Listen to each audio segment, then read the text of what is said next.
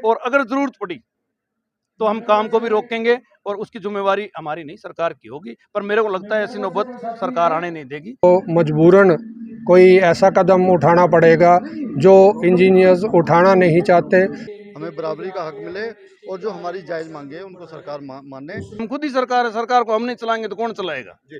तो यहाँ पर डिप्लोमा इंजीनियर्स जेई जिन्हें कहते हैं वो यहाँ पर मौजूद नहीं है, कहीं ना कहीं वो आपकी फेडरेशन में शामिल नहीं है। माननीय मुख्यमंत्री जी से बात करके इसको कोई ना कोई इसका सोल्यूशन करके इसका हल करके ताकि जो इनका हक बनता है वो इनको हक मिले। लेकिन ये कमीशन की जो रिपोर्ट आई थी आपके पास बस आई, फिर भी हम लोग थोड़ा सा बर्दाश्त करते रहे, जो कोई बात नहीं। 2014 में, जुलाई 2014 में डॉक्टर जी ने स्ट्राइक की थी, जब सरकार जैसे आप लोग जिस स्टेज पे बैठे हैं कोड ऑफ कंडक्ट लगने वाला था और डॉक्टर ने कहा कि भाई हम तो लेके मानेंगे। उस लड़ाई में हमारे साथ वो भी थे कि हमें PA2 PA3 का दफा चला पाएगा ना, उनके जवाब में सरकार आ गई। वो जो क्लास 2 सर्विस थी उसको क्लास 1 में कन्वर्ट किया गया और क्लास 1 सर्विस का नोटिफिकेशन किया गया जुलाई 2014 में और उनको PB3 के फर्स्ट पायदान यानी स्टार्टिंग में उस पायदान पे वो देंगे। इसके साथ ही फिर लड़ाई लड़ी उन्होंने एक और, उस लड़ाई के अंदर उनको ACP 5, 10 और 15 साल में सब्सिक्वेंट जो ग्रेड देने थे वो दे दिए गए, वो भी विदाउट एनी राइटर से यहाँ मेरा मतलब है कि कोई परसेंटेज फिक्स नहीं होगी, क्योंकि ACP में कोई percentage fix government of India ने भी नहीं की थी और स्टेट ने भी किसी और कैडर में नहीं कर रखी है। अगर दूसरी साथ जहाँ 8, 16, 24 है या 10, 20, 30 होता था पहले, उसमें कोई परसेंटेज डिफाइंड नहीं थी। सिर्फ ये जो आपको अपग्रेडेड मिला हुआ था, स्पेशल सम्मान जो मिला था डायरेक्ट एंट्री की वजह से, सिर्फ इसके अंदर ये परसेंटेज के राइटर थे। डॉक्टर दोनों चीजों को ठीक कराने में कामयाब हुए कि देख सकते हैं ये सभी इंजीनियर्स हैं, जो विभिन्न विभागों के इंजीनियर हैं, SDO है, एक्शन है, SCs है और चीफ इंजीनियर है।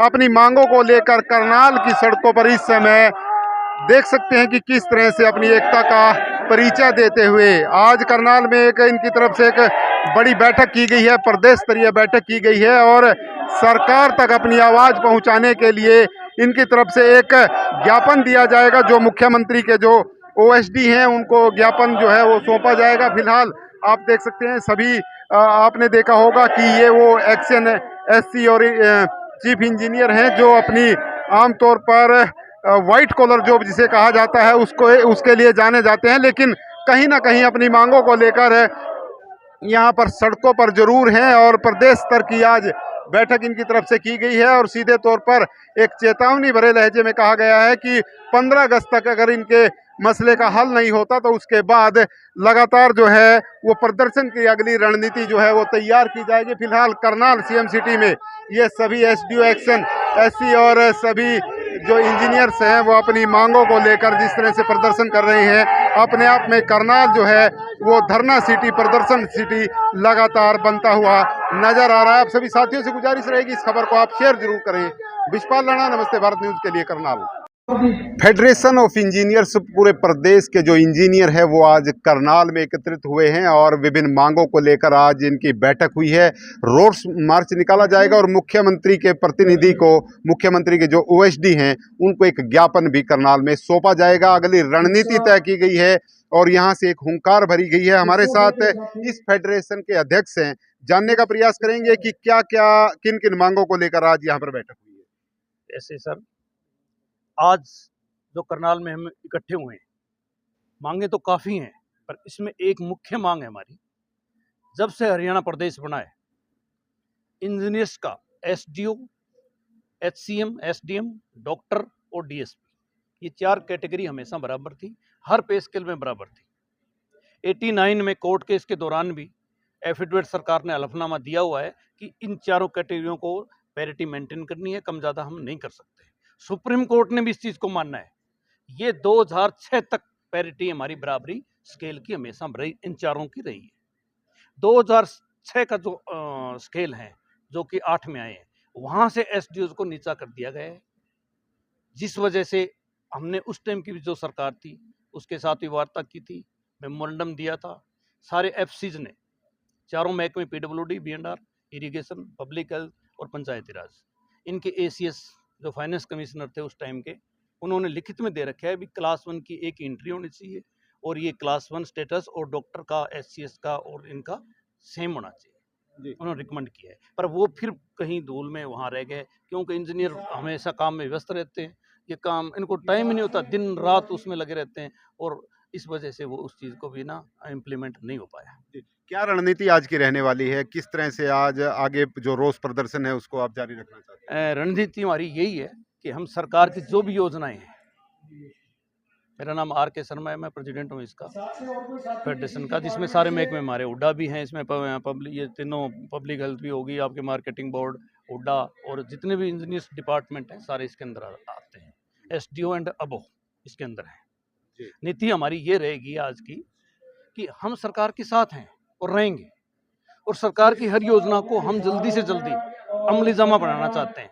अब हमारा आज के टाइम ये मकसद होता है सारे इंजीनियर्स का कि सरकार के जो भी एस्टीमेट हैं हम जल्दी बनाकर जल्दी टेंडर ला के बिफोर आचार संहिता कोड ऑफ कंडक्ट लगने से पहले हम काम स्टार्ट करना चाहते हैं, और करेंगे हम सारे इंजीनियर। पर सरकार कम से हमारी जायज़ मांगे, हम ज़्यादा मांगे तो मांग ही नहीं रहे। हम सिर्फ ये कह रहे हैं कि भाई SDO जब डॉक्टर के बराबर था, हमेशा रहे और पे स्केल में रहे, SDM के बराबर था, तो उनको अब क्या बात होगी, अब कम क्यों किया जा रहा है?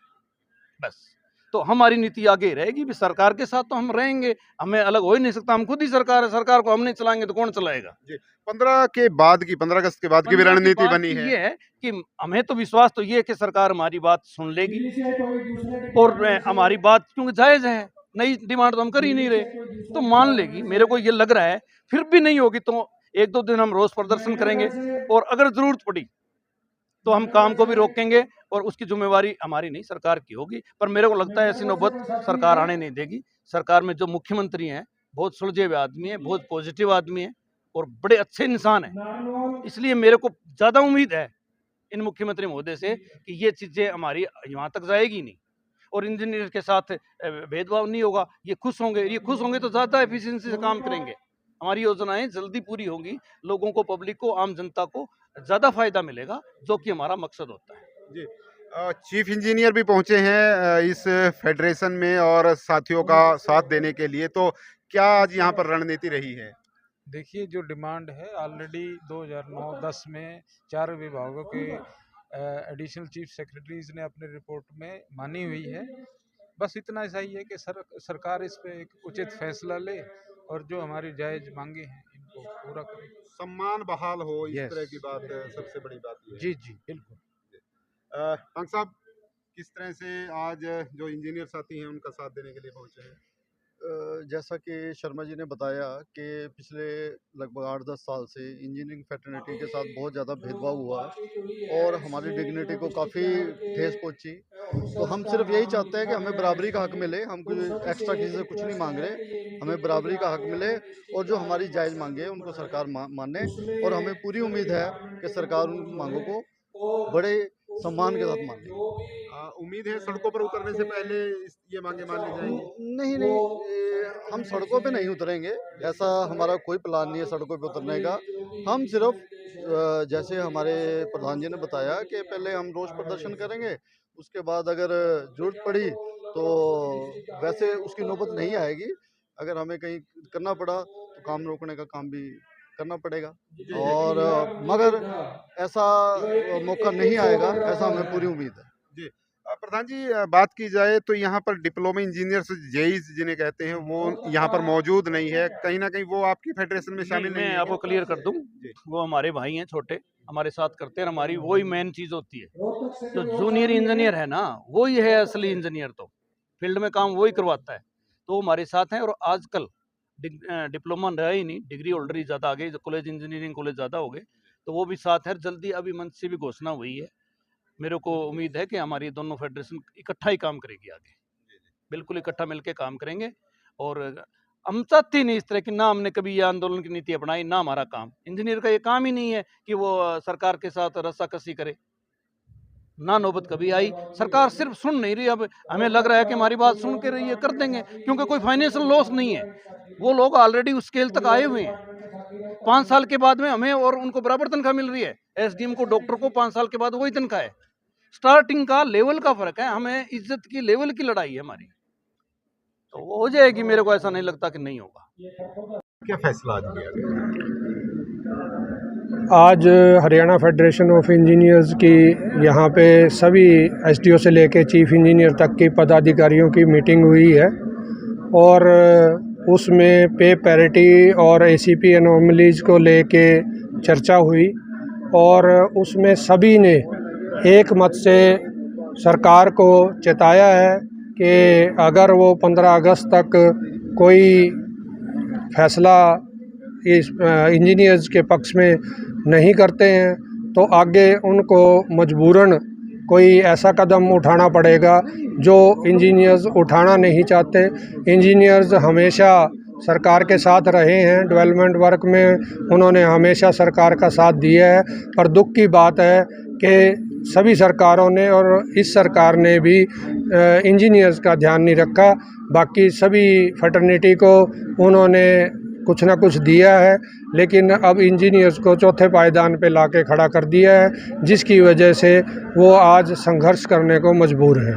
बहुत बहुत धन्यवाद। तो आपने सुना, एसडीओ से लेकर चीफ इंजीनियर तक आज करनाल में पहुंचे हैं और सीधे तौर पे सम्मान की लड़ाई जिसे कहा जा रहा है कि इंजीनियर को जो है जिस तरह से पहले उनका सम्मान बहाल था, एसडीएम के बराबर या डॉक्टर्स के बराबर जो जिस तरह से उन्हें माना जाता था, उसमें कहीं ना कहीं कमी आई है, जिसको लेकर आज करनाल में सीएम सिटी करनाल में इनकी आज बैठक हुई है और एक जो मेमोरेंडम है वो मुख्यमंत्री के प्रतिनिधि को करनाल में वो सौंपा जाएगा और विभिन्न मांगों को लेकर यहाँ पर सीधे तौर पर कहा गया है कि यदि 15 अगस्त तक इनकी मांगों को नहीं माना गया तो आगे की रणनीति तय की जाएगी। विश्वपाल राणा, नमस्ते भारत न्यूज़ के लिए करनाल। मुख्यमंत्री के ओएसडी संजय बटला इस समय पहुंचे हैं और इंजीनियर्स का जो ज्ञापन है वो लेते हुए नजर आ रहे हैं। संजय बटला जो मुख्यमंत्री के ओएसडी है वो यहाँ पर पहुंचे हैं और सभी इंजीनियर्स का जो ज्ञापन है मांगों से संबंधित वो यहाँ पर सौंपते हुए नजर आ रहे हैं। देख सकते हैं लाइव तस्वीरें हरियाणा फेडरेशन ऑफ इंजीनियर्स जिनकी मांगों से संबंधित। कोई दिक्कत नहीं है, हम तो सिर्फ पैरिटी का बराबरी का मांग रहे हैं, बिल्कुल जायज़ है। चलता आ रहा है। क्या है कि मैं थोड़ा इसमें ये है, हम लोग 4 कैडर जब से स्टेट बनी, इसमें doctor, engineers, DSPs as well as HCS, ये शुरू से पैरिटी पे रहे हैं, लेकिन धीरे धीरे दूसरे कैडर सरकार पे दबाव बना के कुछ ना कुछ बेहतर लेते हुए हमसे ऊपर चले गए हैं और फाइनली अब हम आज की तारीख में हम सबसे निचले पायदान पर हैं। तो एक समानता की बात है ताकि आपस में मान सम्मान, कैडर का इंटर मान सम्मान थे लास्ट तक। हमने शुरू से कंप्लीट इसमें एक्सप्लेन किया है कि एक चीज़ कब समान थे, कब असमानता आई, कब दिक्कत आई, वो सारा इसमें मेंशन किया। ये सरकार पे भी 4 दिन पड़ा है, कई बार मेमोरेंडम दिया जा चुका, फर्स्ट टाइम नहीं दे रहे। 2010 से हम इस पर स्ट्रगल कर रहे हैं और चारों एसीएस है ना, चारों महकमों के BNR, irrigation, public health, ACS ने भी रिकमेंड कर रखे हैं। फिर भी बस हमारे को थोड़ा बिजी रहते हैं, ये 7 दिन काम में लगे रहते हैं, इंजीनियर कहाँ टाइम होता है ये करने के लिए। तो ये प्लेस कटोरो बिल्कुल सही है, बिल्कुल जायज़ मांग है, नाजायज़ के साथ तो खड़े नहीं होते। बस आपसे रिक्वेस्ट है इसको जल्दी से जल्दी आपके मीडिएशन से काम होना, इसलिए आपके पास आना जरूरी था क्योंकि आपके शहर में सम्मेलन हो जाएगा। बटला जी क्या कहना चाहेंगे जिस तरह से इंजीनियर ने आज ज्ञापन दिया है? हरियाणा फेडरेशन ऑफ इंजीनियर्स, इनकी अलग अलग कैटेगरी है, इसमें डॉक्टर्स भी हैं, डीएसपीज है, एचसीएस ऑफिसर्स भी हैं। इनके अलग अलग है कि मेन तो पे स्केल का है इनका, कि हमारे से जो बाद में आए हैं उनका पे स्केल हमारे से ज़्यादा हो गया और कहीं आगे जो हमेशा बराबर रहे, पहले बराबर थे कि हाँ, तो एसीपी उनका। तो ये माननीय मुख्यमंत्री जी से बात करके इसको कोई ना कोई इसका सोल्यूशन करके इसका हल करके ताकि जो इनका हक बनता है वो इनको हक मिले। तो आप देख सकते हैं कि जिस तरह से मुख्यमंत्री के ओएसडी संजय बटला ने भी आश्वासन दिया है कि मुख्यमंत्री के समक्ष इनकी बातों को रखा जाएगा और जो भी ज्ञापन इन्होंने दिया है वो मुख्यमंत्री तक पहुंचाया जाएगा।